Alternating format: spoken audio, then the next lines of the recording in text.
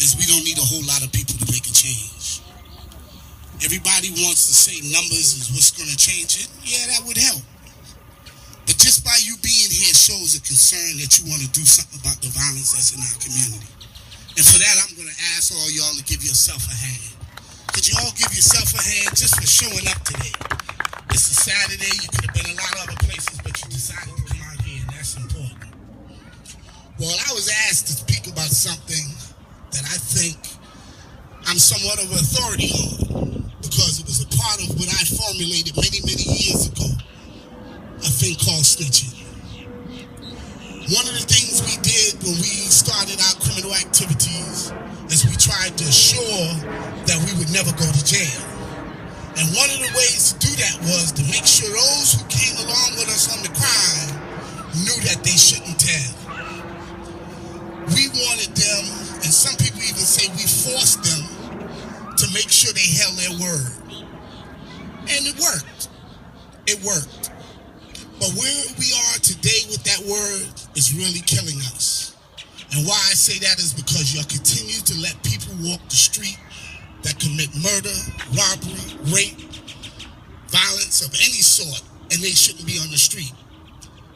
Now, I'm not going to be one to say that jail should be the first thing, the first resolution, put them in jail. But we need to take them out of our community. We need to put them somewhere where our children can be safe until they reform and get themselves together. And why I say that is because I went to prison. And because I went to prison, I reformed myself. Not because the system was hard, because it was kind of easy back then when I was back there. But I started to realize that more and more people was coming to prison because of that word snitch. They refused to tell on the person who agreed to commit the crime with them, and it was the same person who told on them. I often tell people about the federal system. When you hear all these people bragging about saying, oh, I've been to federal pen and I've been to federal pen. Well, I'm going to tell you today, there's only two ways you can get in the federal pen. One of those ways is if you go to a jury trial. If you go to a jury trial and you lose, they give you time. But the only other way you can get in the federal penitentiary is if you sign what they call a proffer agreement. That's when you tell on somebody. All the people who are standing out here now propagating this no snitching stuff, half of them told. Half of them told. Now, I don't understand how anybody could see someone getting killed, see the individual, and most times you know who it is, who did it, and let that person roam the street free. Don't you know you just encouraged him that if your son get into a disagreement with him, he knows what he's going to do to your son? He's going to kill him. You did that.